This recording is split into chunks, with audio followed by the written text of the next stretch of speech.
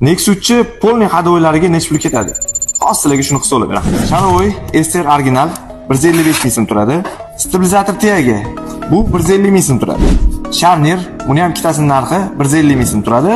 Nexus'da ko'p ketadigan Nakeneshni bu ham 150 ming so'm turadi. Rechaksanli blok, buni ikkitasining narxi 60 ming so'm.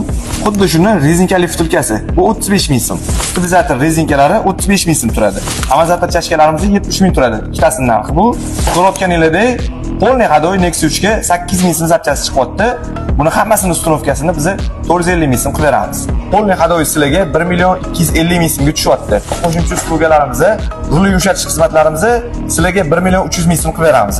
Amortizator necha pul turadi deganlar uchun original amortizator JM 2 million 40 ming so'm turadi.